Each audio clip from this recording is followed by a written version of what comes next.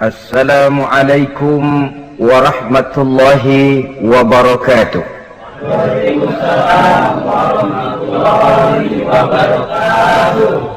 Bismillahi walhamdulillah, wassalatu wassalamu ala sayyidina rasulillah, sayyidina wa maulana Muhammad ibn Abdullah wa ala alihi wa sahbihi wa mawala. Amma ba'du, subhanaka la ilma lana illa ma 'allamtana innaka antal alimul hakim. La hawla wa la quwwata illa billahil aliyyil azim. Saudara-saudara kaum muslimin rahimakumullah, kalimat sibuk adalah kalimat yang paling sering digunakan orang dalam kehidupan ini. Lebih sering lagi kalimat sibuk dijadikan kambing hitam dalam berbagai persoalan, termasuk dalam kehidupan beragama. Kadang-kadang kita bertanya kepada seseorang, kenapa tadi malam tidak hadir di pengajian? Jawabannya, sibuk. Kenapa Jumatan tidak kelihatan di masjid? Jawabannya, sibuk. Kenapa dalam peringatan hari keagamaan tidak kelihatan aktif? Jawabannya, sibuk. Kalau kita berbicara soal sibuk, siapa sesungguhnya orangnya dalam hidup ini yang tidak sibuk? Makin tinggi status sosial, akan makin tinggi pula tensi kesibukan yang kita hadapi. Masalahnya ialah kita yang bisa mengatur kesibukan atau malah kesibukan yang mengatur kita. Kalau kesibukan yang mengatur kita, insya Allah sampai tua sibuk terus. Tapi kalau kita bisa mengatur kesibukan, artinya dalam hidup ini ada semacam, bahasa kerennya, description of job.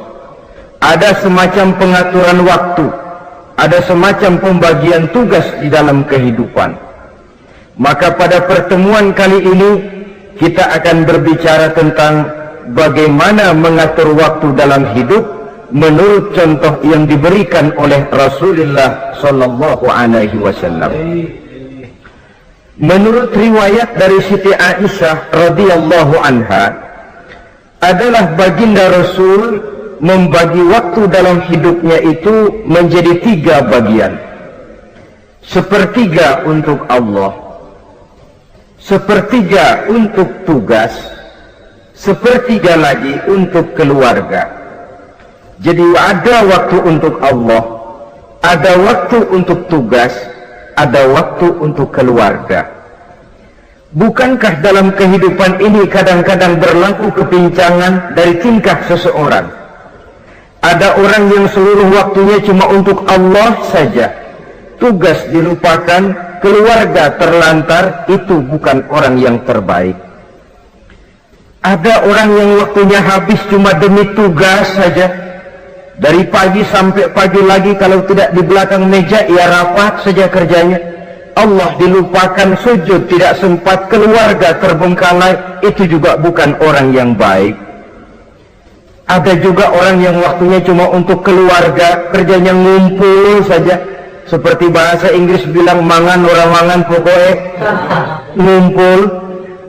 Bermasyarakat tidak sempat, sujud tidak pernah, dengan kehidupan beragama jauh. Ini pun bukan orang yang terbaik. Orang yang baik ialah orang yang pandai mengatur waktu. Itu tadi cara baginda mengatur waktu dalam kehidupannya. Selanjutnya, bagaimana cara beliau mengisi waktu? Apa pengaruhnya dalam pribadi dan perjuangan beliau, dan apa hubungannya dengan kita?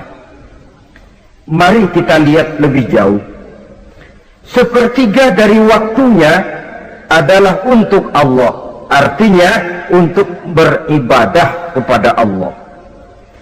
Bagaimana ibadahnya? Saudara-saudara, satu-satunya manusia yang dalam Al-Quran sudah mendapat jaminan ampun dari seluruh dosa yang pernah dikerjakan, cuma Rasulullah orangnya. Quran yang menjanjikan liyaghfira lakallahu ma taqaddama min dzambika wa ma ta'akhkhar.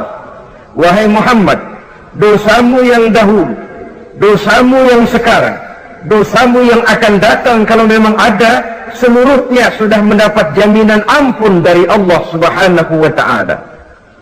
Orang yang nyata-nyata sudah mendapat jaminan ampun dari segala dosa ini, ibadahnya luar biasa. Luar biasa bagaimana? Sejarah menceritakan beliau kalau sholat malam sampai bengkak kakinya karena rajin sujud. Aisyah menceritakan, satu malam selesai sholat isya saya akan tidur. Saya lihat suami saya sedang sholat, maka saya pun tidur. Tengah malam saya terbangun dari tidur, saya lihat suami saya masih sholat juga. Saya tidur lagi. Menjelang sepertiga malam yang akhir saya bangun, saya lihat masih sholat juga. Saya hampiri beliau. Saya tanya setelah sholatnya usai, "Bang," kata Aisyah, "ada apa ya?" Kata baginda Rasul. Sebab beliau itu, jangan senyum kalau saya katakan yang di sini. Sebab beliau itu pandai sekali menyenangi hati istrinya.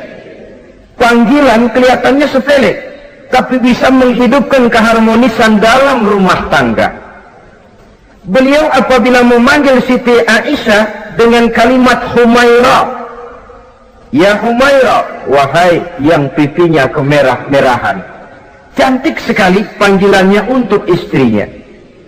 Kita kadang-kadang terlalu jujur tapi nyakitin. Mentang-mentang bini hitam kalau manggil bini hitam, sini lo. Jujur tapi nyakiti itu. Hadirin yang saya muliakan, baginda menjawab, "Ada apa ya? Abang ini kan dosanya sudah mendapat jaminan ampun dari Allah." "Iya, lalu gimana?" "Ya kalau ibadah jangan terlalu gitu-gitu benar, kenapa sih? Orang sudah dapat jaminan ampun itu kan mestinya tenang, aman. Ini malah seolah-olah beliau orang yang paling banyak mempunyai dosa. Tidak puas melaksanakan hanya sholat yang wajib ditambah dengan yang sunnah-sunnah. Tidak usah gitu-gitu bener lah bang, sudah dapat jaminan ampun ini." Terhadap usul istrinya ini, apa jawab beliau? Sederhana tapi melambangkan sikap jiwa yang luhur. Beliau menjawab, "Aisyah, afala uhibbu an akuna abdan syakura." Yang apa saya tidak senang kalau saya ini oleh Allah mendapat gelar abdan syakura, hamba yang pandai bersyukur, hamba yang tahu berterima kasih. Makin diampuni, makin banyak sujud saya. Makin diampuni, makin banyak ibadah saya kepada Allah. Inilah prinsipnya. Saudara-saudara, oleh karena ibadahnya demikian rupa, Allah lalu dekat. Oleh karena Allah dekat, perjuangan beliau itu, walaupun Quraisy melakukan segala macam cara dan usaha, mengeluarkan segala daya dan dana, kemampuan dan kekuasaan, tidak pernah berhasil mematahkan, walaupun berhasil menekan perjuangan baginda Rasulullah sallallahu alaihi wasallam. Coba kalau kita buka sejarah, beliau itu kan mulai berjuang sendiri, yang dihadapi masyarakat yang keras, kasar, brutal. 14 abad yang lalu, semenanjung Arabia terkenal sebagai masyarakat yang jahiliyah, di mana maksiat dan munkarat merajalela. Sembahan adalah berhala, anak perempuan lahir dibunuh hidup-hidup. Itu zaman dulu, zaman sekarang pun tidak jauh bedanya. Malah kalau zaman dulu dikubur hidup-hidup, sekarang sebelum lahir sudah dibunuh. Yang namanya abortus itu. Kadang-kadang aneh, kita mengadakan operasi bersih, dilarang buang sampah sembarangan. Kalau sudah buang sampah saja tidak boleh sembarangan, tahu-tahu zaman sekarang ini bayi dibuang di tempat sampah. Bukan lagi kertas, bukan lagi kardus, bayi dibuang di comberan. Kan lebih sadis sebenarnya dari jahiliyah 14 abad yang lalu. Judi di zaman dulu 14 abad yang lalu merajalela, menyentuh segala lapisan masyarakat. Di zaman sekarang pun judi tidak kurang hebatnya, cuma tentu dengan bahasa yang lain. Apalagi di zaman sekarang orang pandai menghaluskan bahasa, mensamarkan istilah. Judi disebut sumbangan umpamanya, sehingga orang lalu tidak terasa bermain judi, terasanya ikut nyumbang. Itu sekedar istilah yang merangsang orang sebenarnya. Masyarakat yang semacam ini yang dihadapi oleh baginda Rasul,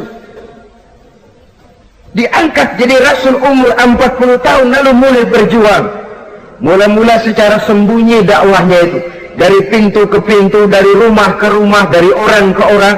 Hasilnya 3 tahun gerilya berdakwah, dapat pengikut tidak lebih 11 orang. Sudah tidak digaji, tidak dapat beras, hidup pun miskin. 3 tahun dakwah, dapat pengikut 11 orang. Ustadz mana zaman sekarang yang masih mau ngajar? Kalau 3 tahun buka pengajian, yang ngaji cuma 11, bubar. Kiai mana yang masih mau buka pondok? Kalau 3 tahun buka pesantren, santrinya cuma 11.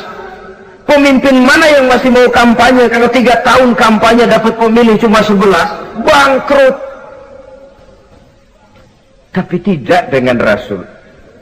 3 tahun berlalu, turun perintah fasda bima tu'mar. Tidak usah berdakwah secara sembunyi, Muhammad, sampaikan saja Islam secara terbuka. Mulailah beliau berdakwah secara terbuka, terang-terangan. Mula-mula Quraisy dikumpulkan dekat Ka'bah. Kumpullah Abu Jahal, Abu Lahab, Abu Sufyan dan gembong-gembong Quraisy. Di sana buat pertama kali secara terbuka baginda Rasul pidato. Tuan-tuan Quraisy, apakah tuan-tuan percaya kepada saya? Percaya. Kenapa? Karena Anda Muhammad sejak kecil belum pernah bohong. Baik. Jikalau memang tuan-tuan percaya kepada saya, maka mulai hari ini saya serukan kepada tuan-tuan, ankizu anfusakum minan nar. Jaga, pelihara, lindungi dan selamatkan diri tuan dari neraka. Tinggalkan segala macam berhala, jauhi Latta, Uzza, Manat dan Hubal. Sembah Allah Tuhan yang Esa, yang lam yalid walam yulad, yang tidak beranak dan tidak diperanakan. Ini dakwah pertama yang beliau sampaikan. Selesai beliau pidato, Abu Lahab interupsi, angkat tangan. Muhammad, ada apa paman? Alihaza jama'tana, cuma untuk dengar ocehan kayak begini kami dikumpulkan di sini. Tabban laka ya Muhammad. Kalau bahasa kasarnya, mau mampus kamu Muhammad. Nabi tidak jawab, Allah yang jawab. Tabbat yada abi lahabi wa tab, ma aghna anhum maluhu wa ma kasab. Bukan Muhammad yang celaka, Abu Lahab lah yang kelak akan menemui kecelakaan. Dakwah terus berlangsung. Ketika dakwah secara terbuka sudah dimulai, hambatan dan tantangan mulai datang. Sejak dari teror mental sampai kepada teror fisik. Dan puncaknya terjadi pada saat beliau berumur 53 tahun, di mana Quraisy mengadakan rapat di satu rumah yang disebut Darul Arqam. Kumpulah di situ dedengkot Quraisy. Siapa lagi kalau bukan Abu Jahal, Abu Lahab? Mereka rapat pleno lengkap. Setelah rapat dibuka, kata Abu Lahab kepada Abu Jahal, Jahal, bagaimana ini Muhammad? Iya, bagaimana? Apalagi yang belum kita lakukan, kata Abu Jahal. Kita fitnah sudah, kita caci maki tiap hari, kita luntari kotoran unta, sahabat-sahabatnya kita bantai, tapi mereka tetap tegar. Iya, kata Abu Jahal. Dan sekarang ini sahabatnya sebagian berangsur-angsur sudah hijrah ke Madinah. Ini pertanda Islam akan berkembang di kota Madinah. Kalau nanti dia berhasil di Madinah lalu menyerbu ke Mekah, alamat habis kita gulung tikar. Makanya kata Abu Jahal, makanya apa? Makanya dari dulu juga saya bilang, kempesin aja itu. Jadi kalau bahasa okemnya kan begitu tuh. Bunuh saja Muhammad, bunuh. Iya, soal bunuh sih gampang kata Abu Lahab. Tapi Muhammad kan tidak keluar dari batu. Dia punya keluarga, sanak famili dan handai tolan. Kalau keluarganya menuntut balas bagaimana ini? Gampang. Kita kan banyak punya suku. Tiap-tiap suku kan punya juara, tukang-tukang pukul. Sewa saja, tiap suku ambil tukang pukulnya, kita kepung rumah Muhammad, bunuh sama-sama. Kalau keluarganya akan menuntut balas, dia akan berhadapan dengan seluruh suku yang ada di semenanjung Arabia ini. Bagaimana, setuju? Setuju. Nah, dah. Kapan kita bunuh Muhammad? Kapan lagi? Tidak usah buang waktu. Besok malam.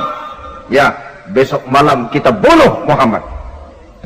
Tapi awas, semua yang ikut rapat di sini, ingat baik-baik, ini rahasia negara. Besok malam kita akan membunuh Muhammad. Siapa yang berani membocorkan rahasia negara ini, supersip, dianggap menghambat program Quraisy. Itu nanti dijatuhi hukuman berat ya. Jaga rahasia baik-baik. Oh, besok malam kita akan membunuh Muhammad. Sanggup? Sanggup. Rapat selesai. Hadirin boleh bubar ke rumah masing-masing. Pulang. Namanya manusia, bocor juga rahasia ini. Begitu pulang, cerita sama istrinya, Bu, anu loh Bu, apa Pak? Saya tadi ikut rapat. Rapat apa tuh Pak? Besok malam akan ada pembunuhan. Pembunuhan. Siapa tuh yang mau dibunuh? Muhammad. Tapi jangan bilang-bilang ya, ini rahasia negara. Ini rahasia negara Bu, jangan bilang-bilang. Iya Pak, iya. Nah, besok pagi istrinya ngobrol sama tetangganya. Mbak Ayu, tahu nggak? Apa tuh? Nanti malam akan ada pembunuhan. Siapa yang mau dibunuh? Muhammad. Loh, sampean tahunya dari mana? Suami saya ikut rapat, tapi jangan bilang-bilang ya Bu ya. Ini rahasia negara. Jangan bilang-bilang. Nanti yang satu sampaikan lagi, jangan bilang-bilang. Terus jangan bilang-bilang. Akhirnya berita tersebar. Sehingga pagi hari itu sebagian besar penduduk Mekah sudah tahu kalau nanti malam akan ada pembunuhan. Maka lepas zuhur, Mekah itu mulai tegang. Yang simpati, aduh kasihan Muhammad nanti malam akan dibunuh. Yang tidak senang, mampus biar dia rasain ntar malam. Saudara-saudara, begitu maghrib berbunyi sudah, udara mulai gelap, penduduk Mekah sudah kunci pintu seperti ada jam malam. Sepi, sesepi-sepinya. Tutup pintu, kunci, bukan tidur, ngintip dari dalam. Lepas jam 8 malam, makin tegang. Masing-masing penduduk ngintip dari pintunya. Sudah berangkat belum orang yang mau bunuh Muhammad? Sudah berangkat belum? Kira-kira jam 9 ini, tukang-tukang pukul lewat mau ngepung rumah Muhammad untuk membunuh beliau. Begitu masuk Mekah, penduduk sudah kunci pintu, tapi mereka tahu kalau semua ngintip. Wah, makin hebat ini yang pemuka Quraisy ini, tukang-tukang pukul ini. Jalannya dibuat gagah-gagah, barisnya dibuat hebat-hebat. Itu injekan tanahnya dalam baris dibuat kenceng-kenceng, brok, brok, brok, brok, kayak serdadu baris. Lewat dekat rumah penduduk pakai batuk lagi. Yang dari dalam ngintip makin ciut. Wah, ini dia yang mau bunuh Muhammad itu. Sampai di rumah Nabi, dikepung rumah Nabi, di pagar betis. Malam itu di dalam rumah cuma Nabi, Abu Bakar, dan Ali bin Abi Thalib. Nabi tahu rumahnya dikepung. Lewat tengah malam beliau berkata, Abu Bakar, saya ya Rasul, mari kita berangkat hijrah. Baik ya Rasul. Ali, saya ya Rasul, kamu gantikan saya ya. Gantikan apa ya Rasul? Gantikan tidur di tempat tidur saya. Baik ya Rasul. Masya Allah, sekali menggantikan mati. Tidur di tempat tidur Rasul pada malam rumahnya dikepung, resikonya kan mati. Menggantikan mati. Lah kalau menggantikan lurah lumayan. Menggantikan mati. Dan Ali tahu persis resikonya. Dan beliau waktu itu masih muda dan beliau tidak nawar. Baik ya Rasul, saya akan tidur di sini, berangkatlah Tuhan. Berangkat Rasul. Ketika keluar dari pintu belakang rumah dikepung rapat, terjadilah keajaiban yang Allah ceritakan. Wa ja'alna min baini aydihim sadda wa min khalfihim sadda fa aghshaynahum fahum la yubsirun. Di muka, di belakang, di kiri kanan dibuatkan dinding oleh Allah, dibutakan mereka tidak lihat kalau Muhammad keluar dari rumahnya. Siaga penuh, mata melotot, Nabi lewat nggak kelihatan. Sampai Nabi kemudian menuju Gua Thur, 3 malam 2 hari di sana. Dari sana perjalanan dilanjutkan ke Madinah Al-Munawwarah. Allahu Akbar. Mengarungi gurun pasir yang gersang dan tandus, yang terbentang antara Mekah dan Madinah. Meninggalkan kampung halaman tempat di mana dilahirkan dan dibesarkan. Keluarga yang berbeda akidah terpaksa berpisah. Kok kuat? Kok bisa? Kok sanggup? Di mana rahasia kekuatannya? Beliau punya sandaran vertikal, ibadahnya kepada Allah. Dengan bahasa kita sekarang, beliau punya backingnya tidak kepalang tanggung, yang serba maha. Maka saya mengajak kepada seluruh kaum muslimin, di zaman sekarang kan orang lagi main backingan, ya. Nah, siapa yang punya backing punya jalu. Saya cuma mengajak, kalau mau cari backing jangan kepalang tanggung, carilah backing yang serba maha, maha gagah, maha tahu, maha adil, maha bijaksana, maha segala-galanya, dan dialah Allah Subhanahu wa ta'ala.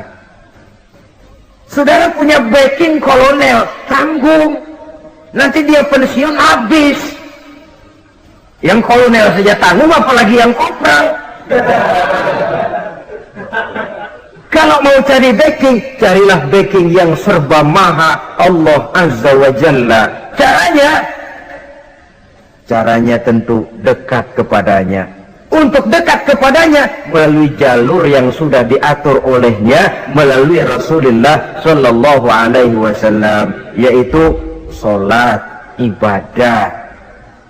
Makin tinggi nilai ibadah, makin dekat kita dengannya. Makin dekat dengannya, makin banyak fasilitas yang akan diberikan untuk kita. Saudara pegawai negeri ingin cepat naik golongan, itu caranya 2. Pertama, jam kantor disiplin. Jam 7 masuk, jam 3 pulang. Kalau belum jam pulang, jangan pulang. Yang kedua, tambahan, di luar jam kantor sering-sering datang ke rumah kepala bagian, apa malam minggu, apa hari minggu, apa bawa jeruk, apa pisang Ambon, kan begitu toh. Ini nanti kan kepala bagian kan nilai, karyawan saya yang satu ini jam kantornya disiplin, tambahan dia sering datang hari minggu di luar jam kantor bawa jeruk lagi. Ini mestinya belum naik lah, gue naikin dulu ke atas. Naik, saudara-saudara. Yang saya maksud apa? Itu zuhur, asar, maghrib, isya, subuh, jam kerja resmi itu, jam kantor.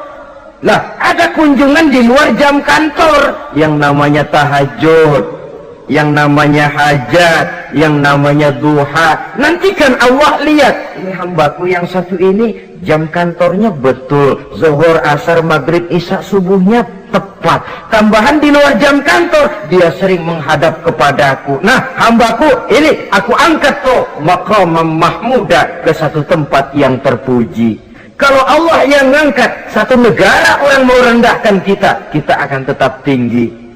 Kalau Allah mau rendahkan, satu negara mau angkat kita, kalau memang dasar mesti nyungsap ke bawah. Inilah perlunya sandaran vertikal. Inilah perlunya kita mempunyai backing hanya kepada Allah. Pada waktunya orang akan sampai ke titik jenuh. Dalam kesunyian orang sering mempertanyakan eksistensi diri, mulai mempertanyakan hakikat keberadaannya di tengah kesibukan bisnisnya, di tengah kesibukan kerja dari rapat ke rapat, dari kantor ke kantor, dari tender ke tender. Orang akan sampai kepada titik jenuh. Dikala itu dia memerlukan ketenangan, dikala itu dia memerlukan kedamaian, dikala itu dia mencari eksistensi diri. Sebenarnya hidup ini mau apa sih? Cuma sekedar menjalani hal-hal yang rutin saja, pergi pagi pulang sore, paras keringat, banting tulang, atau ada tujuan yang lebih luhur daripada sekedar ini? Dikala itulah dia mulai mencari jalur untuk mendekatkan diri kepada Sang Pencipta. Dan tidak bisa ingin dekat dengan Allah, saudara, pakai aturan sendiri. Ingin dekat dengan gubernur harus ikut aturan yang ditetapkan oleh protokolnya gubernur. Ingin dekat dengan presiden, dia ikut jalur yang sudah disusun oleh protokolnya presiden. Ingin dekat dengan Allah, ya ikut jalur yang sudah diatur oleh Allah melalui Rasulnya. Apa itu? Ya diantaranya sholat, puasa, dan ketentuan-ketentuan ibadah yang lain. Tidak bisa dengan prinsip, yang penting kan hati baik, berjiwa bersih, akhlak luhur, tidak usah sholat kalau hati baik sudah dekat dengan Allah. Oh, alangkah enaknya kalau begitu. Kalau dengan itu bisa dekat dengan Allah, rasanya Nabi Muhammad yang paling dulu berhenti sembahyang. Kenapa? Beliau orang yang hatinya paling baik, beliau orang yang budinya paling luhur. Kalau budi luhur dan hati baik sudah menjamin untuk dekat dengan Allah, Nabi dulu berhenti sholat. Nyatanya tidak. Beliau orang yang berbudi luhur, berakhlak baik, entoh ibadahnya demikian rupa. Dan beliau adalah standar untuk kita jadikan contoh dalam mengamalkan ajaran-ajaran agama di kehidupan kita ini. Saudara, itu tadi sepertiga waktu beliau untuk ibadah, untuk Allah. Sepertiga yang kedua dari waktu beliau adalah untuk tugas. Dalam hal ini, sebagai seorang Rasul, menyampaikan risalah Islam berhadapan dengan umat. Yang jadi soal ialah, apa modal utama beliau di dalam melaksanakan tugas? Dan ini nanti sebagai cerminan buat kita.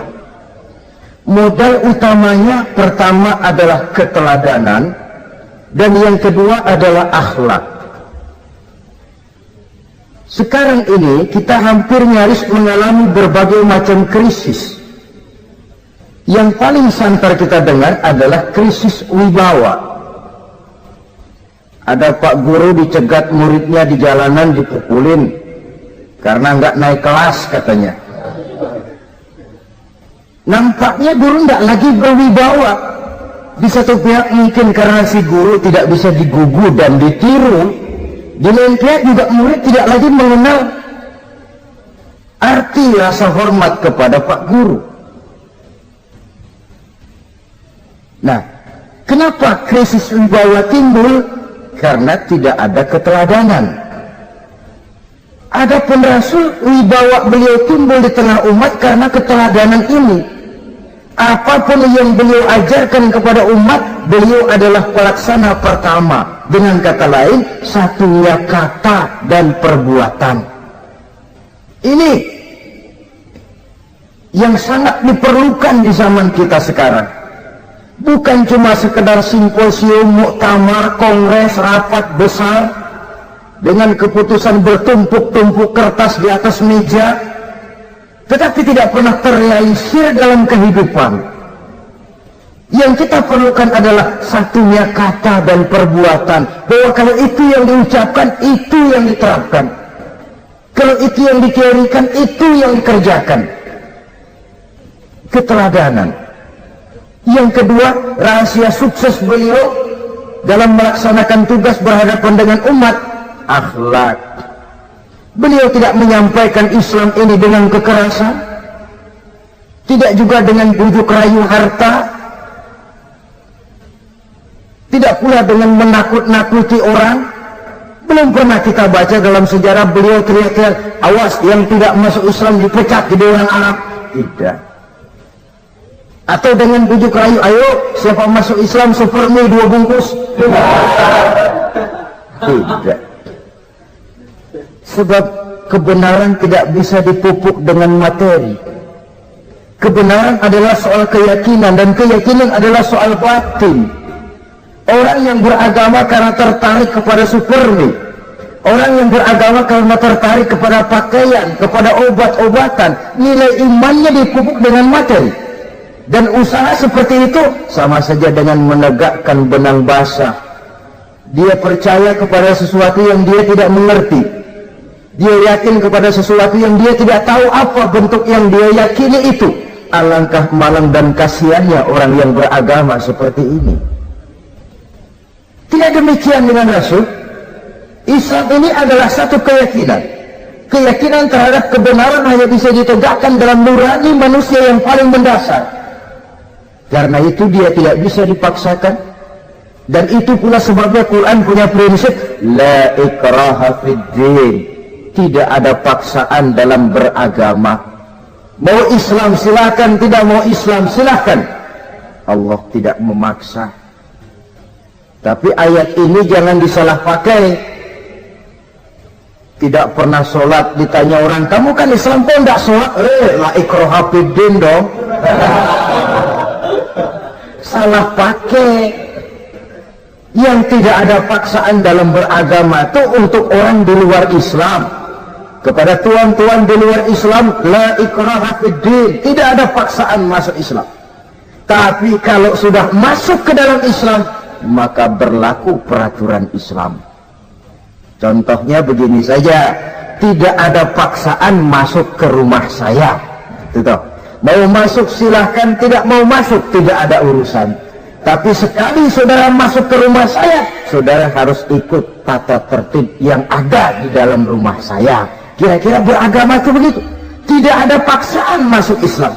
Tapi sekali saudara masuk Islam, maka berlaku peraturan Islam untuk kehidupan saudara.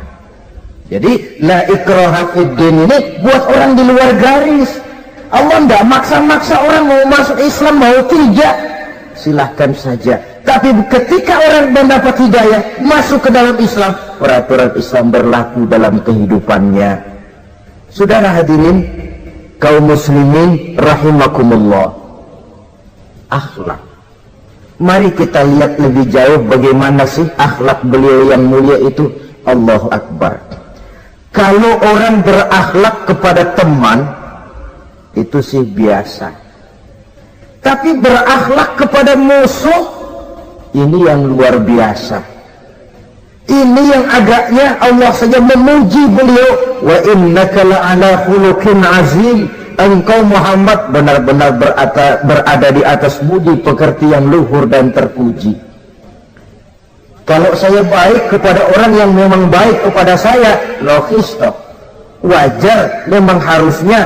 Tapi berbuat baik kepada orang yang jahat terhadap saya, ini yang tidak setiap orang bisa. Nah, sebab itu saya tidak ingin menceritakan akhlak beliau kepada sahabat, namanya juga kepada sahabat.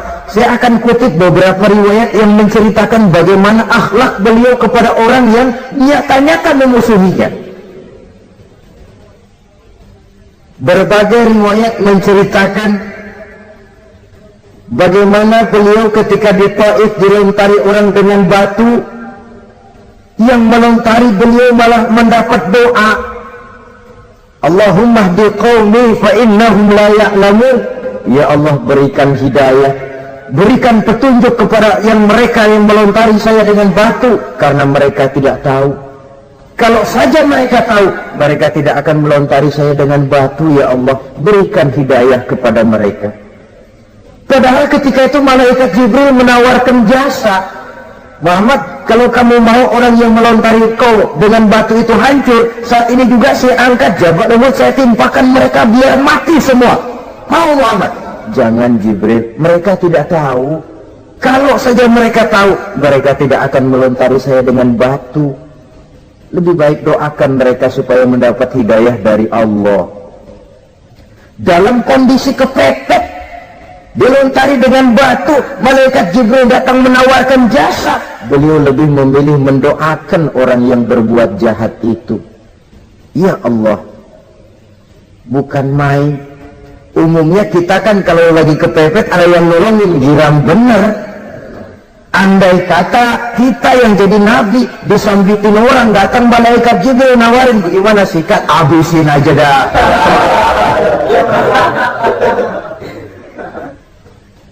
Ini akhlak kepada musuh.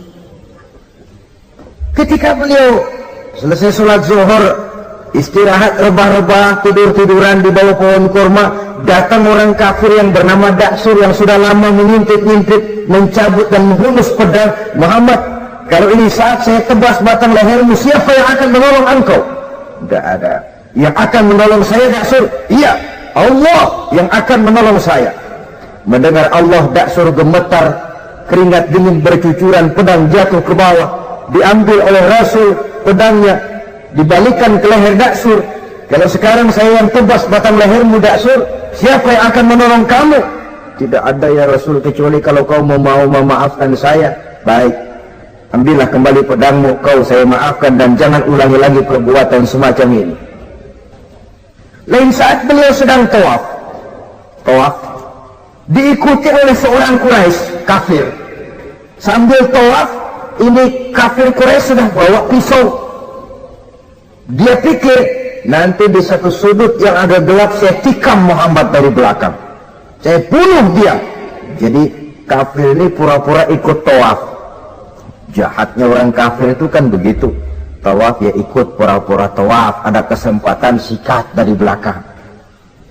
Putaran pertama belum ada kesempatan, putaran kedua makin tegang. Pokoknya begitu tempat agak gelap, cabut pisau, hantam saja sudah Muhammad, biar mati sekali di sini. Dan Nabi tahu, ini asisten pribadi malaikat Jibril masih tahu itu. Jadi malaikat Jibril memberitahu, awas Muhammad, itu di belakangmu orang cuma pura-pura tawaf, dia bawa pisau mau bunuh kamu, hati-hati Muhammad. Roger ganti gitu.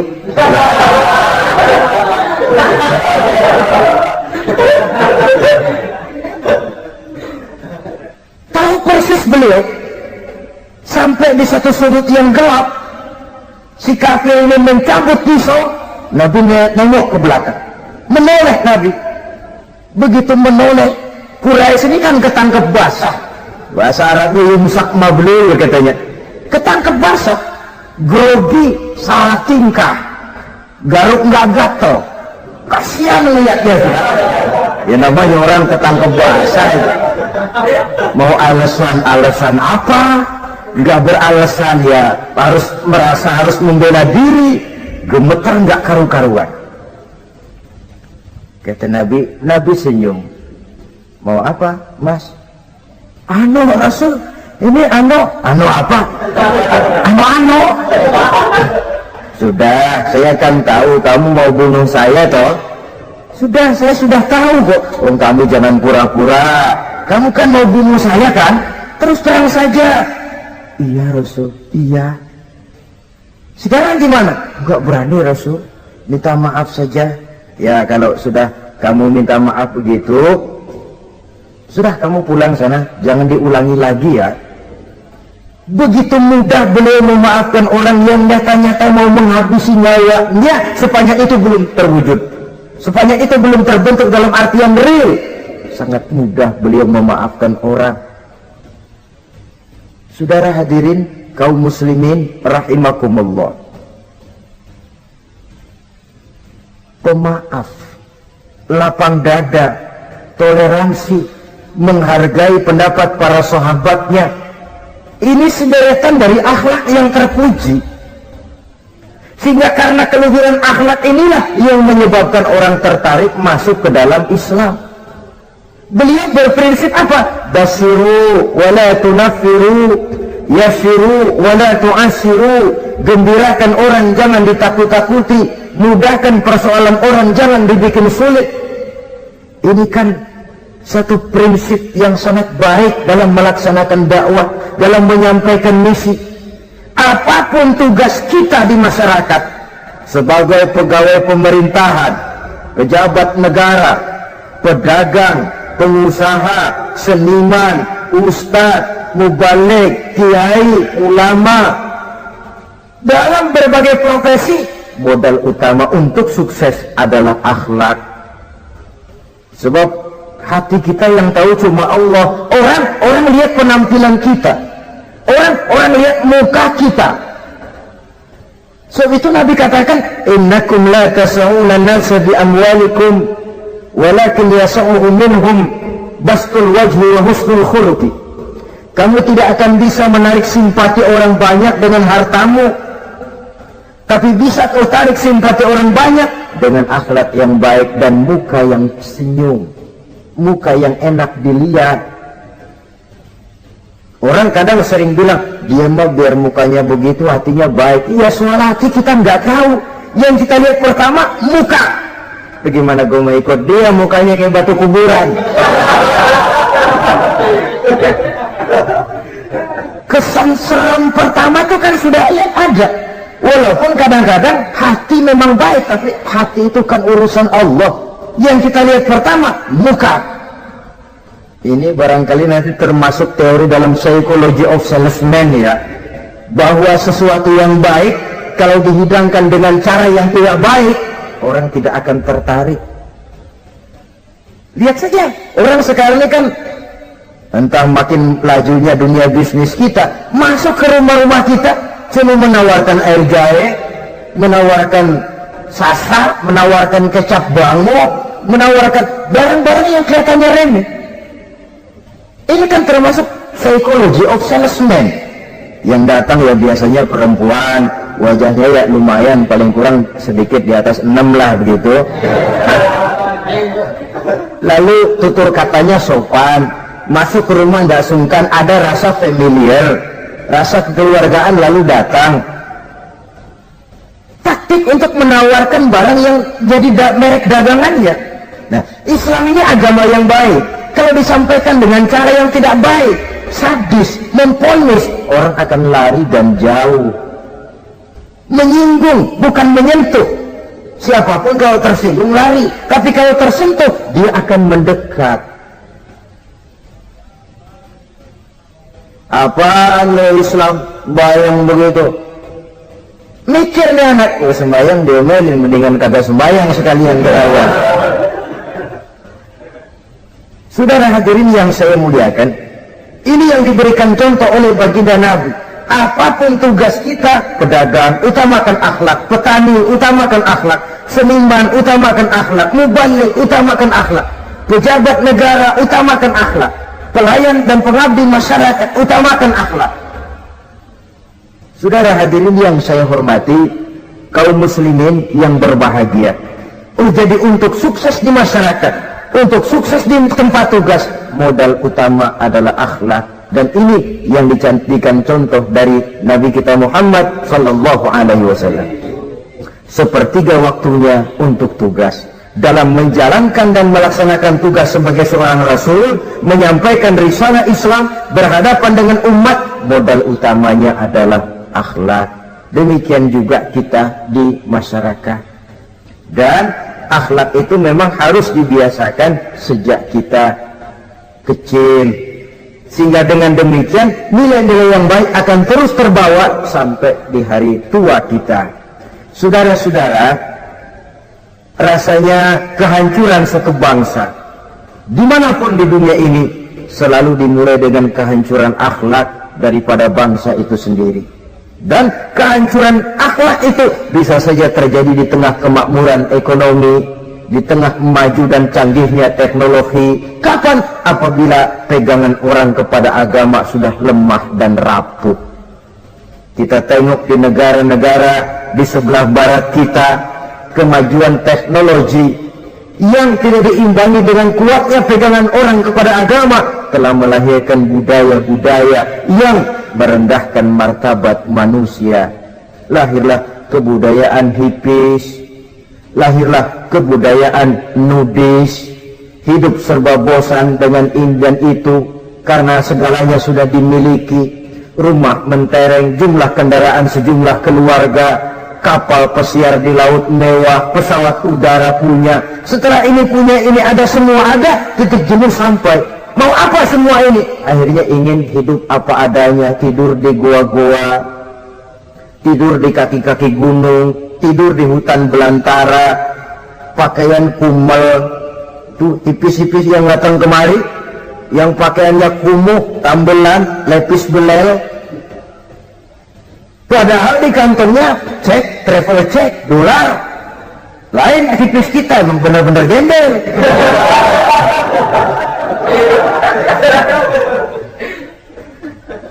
Merasa jenuh, merasa bosan. Bahkan sebuah berita dari Jerman, orang terlalu kaya, pulau dibeli. Di pulau itu dia bikin satu klub yang bernama Klub Nudis. Setiap anggotanya boleh masuk ke pulau itu dengan catatan tidak boleh pakai pakaian selembar pun, alias bugil, telanjang bulat. Sudah telanjang bulat itu. Dan di sana berlakulah apa yang disebut serba boleh. Jadi kalau di sana ke sana saudara bawa istri, masuk anggota, ya silahkan saja. Istilah tukar pakai, simpan pinjam, bisa-bisa saja, asal suka sama suka. Asal perbuatan dianggap tidak merugikan orang lain, suka sama suka, sudah tidak bisa dituntut oleh norma yang berlaku. Ya. Itulah sebabnya kita sering prihatin bahwa kemajuan sering membawa pergeseran nilai. Apabila kita tidak bisa menghindarkan diri dari proses pergeseran nilai, setidaknya kan kita bisa menjaga diri jangan sampai hanyut oleh nilai-nilai yang negatif. Akhlak, baik sebagai muslim, baik sebagai bangsa Indonesia yang berkepribadian luhur, itu merupakan cerminan kita. Saya prihatin, belum lama diselenggarakan kontes bibir terindah. Kontes bibir terindah itu kira-kira apa manfaatnya? Apa yang jadi ukuran? Dan bukankah bibir karunia Tuhan? Ya kalau yang bibirnya mungil bisa ikut kontes, lah kalau yang jebleh gitu.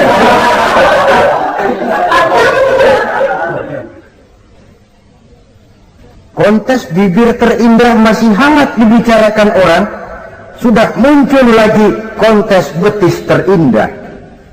Nah kalau sudah bicara soal betis ini, kan yang terbayang oleh kita kira-kira ukurannya apa? Yang diukur itu apanya ya? Ya tentu betisnya itu. Nah paling celaka kalau betis-betis yang ikut itu nanti jadi milik panitia semua kan.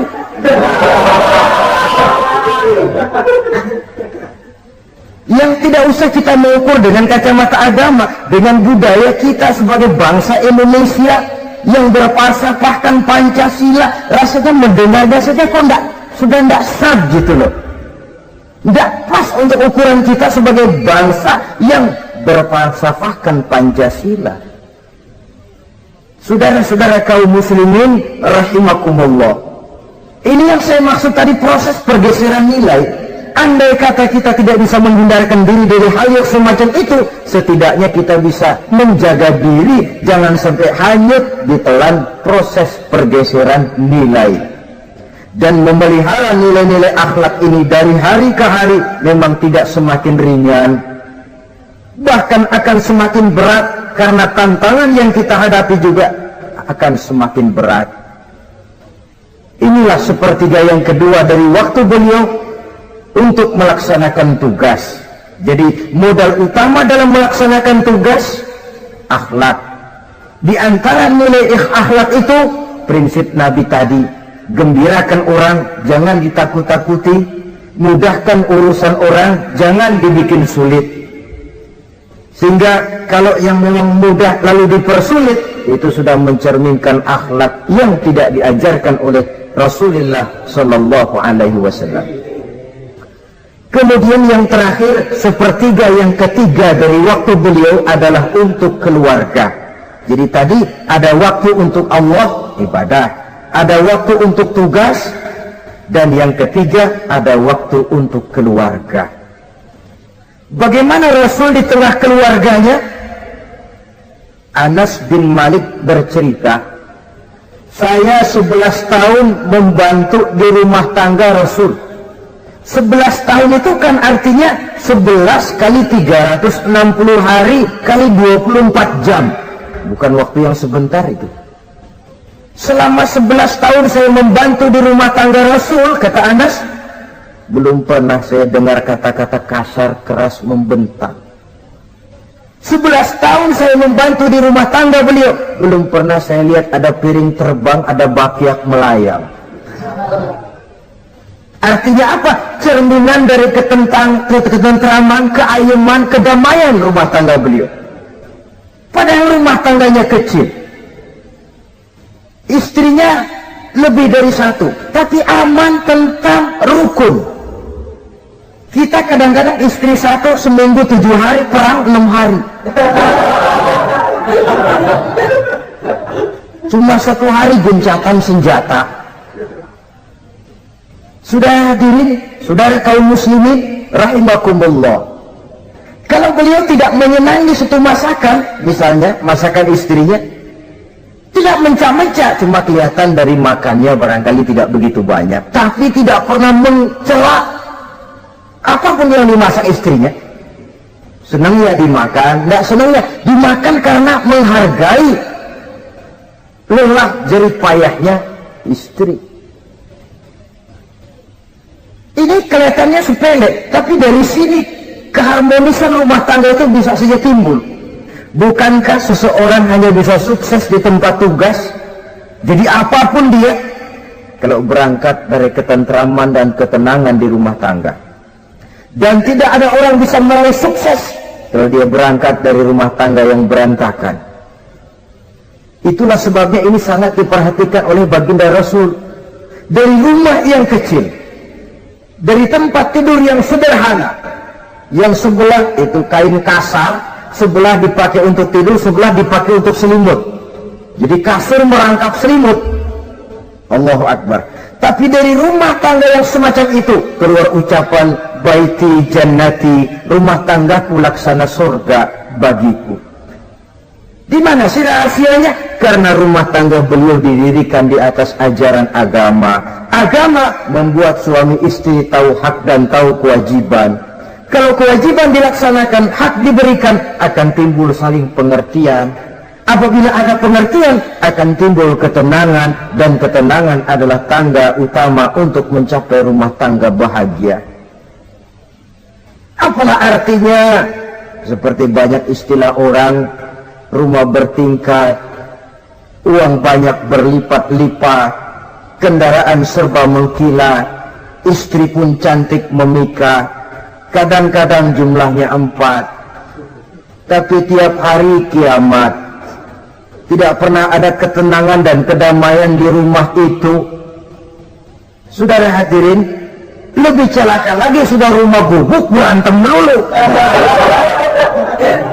Sudah kiamat itu, sudah kiamat. Jadi dengan adanya pelaksanaan kewajiban, pemberian hak, timbul pengertian. Pengertian membawa ketenangan. Suami keluar rumah, istri tenang di rumah. Suami meninggalkan istri pun hatinya tenang dan tentram, tidak was-was, tidak berpikiran nanti kalau si lembur ini istri ngompreng, tidak. Si istri pun lega melepas suami karena ada keterbukaan. Ini kan menurut angket terakhir loh ya, yang diadakan oleh beberapa majalah di ibu kota ini, di ibu kota katanya, dari sejumlah laki-laki yang disebarkan angket, ternyata jika ada 3 laki-laki, 2 nyeleweng. Jadi angka penyelewengan itu 2/3 dari jumlah laki-laki itu nyeleweng katanya. Ya mudah-mudahan yang kumpul di sini termasuk 1/3 yang nggak nyeleweng itulah. Dan tidak semua bentuk penyelewengan itu karena alasan ekonomi. Bukan pula karena alasan ketidaksetiaan istri, tapi merupakan cerminan dari sikap hidup di mana orang jauh dari nilai-nilai agama, sehingga penyelewengan itu dianggap sesuatu yang manusiawi, biasa-biasa saja, bahkan kadang-kadang ikut membentuk status sosial, melahirkan kebanggaan. Innalillahi. Orang kalau sudah bangga, nyeleweng bangga, itu kiamat sudah. Sama saja, bikin dosa ketawa, waduh, itu malaikat gemes bener. Udah bikin dosa cengengesan, cengar-cengir, udah ada rasa nyesel, udah ada rasa takut, udah ada rasa bersalah, biasa itu. Saudara hadirin yang saya muliakan, ini kan cerminan dari rapuhnya pegangan orang kepada agama. Jadi untuk membina rumah tangga yang bahagia ini, sepertiga dari waktu untuk di tengah keluarga, menghidupkan nilai-nilai agama di rumah tangga kita. Oleh karenanya, pada bagian akhir dari pertemuan yang singkat ini, saudara-saudara, saya mengajak, marilah pandai-pandai membagi dan mengatur waktu. Ada waktu untuk Allah, ada waktu untuk tugas, ada waktu untuk keluarga. Syukur kalau ada keseimbangan. Tapi kalau tidak, istilah usul fikih itu tatimul aham minal muhim, mendahulukan yang terpenting dari yang penting. Kalau ada 3 persoalan semuanya penting, tentu di antara 3 ini kan ada yang lebih penting, dan itulah yang dikerjakan lebih dulu. Dan ini tidak berarti bahwa penjatahan waktunya harus sama. Untuk ibadah dalam sehari semalam sekian jam, untuk tugas sekian jam, untuk keluarga sekian jam. Tidak bisa kita targetkan begitu. Dan yang dimaksud di sini pun adanya pengaturan. Pengaturan tidak berarti bahwa harus sama waktunya, tidak. Kita melihat kepentingannya. Saudara hadirin, sama saja di zaman sekarang, kalau dengan pembangunan kita ingin menciptakan pemerataan di kalangan rakyat, itu tidak berarti bahwa rakyat Indonesia ini standar ekonominya harus sama semua seperti yang dicita-citakan komunis. Tidak bisa. Menciptakan pemerataan artinya kalau yang kaya bisa semakin kaya, kenapa yang miskin tidak bisa naik jadi sedikit kaya? Dan artinya menciptakan kesempatan kepada setiap penduduk Indonesia untuk merubah tahap dan taraf kehidupannya. Demikian juga adanya pengaturan waktu. Bukan berarti untuk Allah sekian jam, keluarga sekian jam, tugas sekian jam. Sebab jam-jam ini sulit kita jatahkan. Kadang-kadang tugas, kadang-kadang keluarga, kadang-kadang ibadah kita sedang gandrung. Yang penting ada keseimbangan dalam cara kita mengatur waktu itu.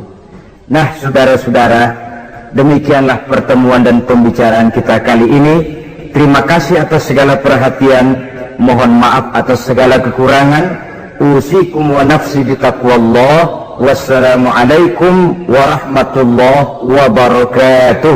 Waalaikumsalam warahmatullahi wabarakatuh.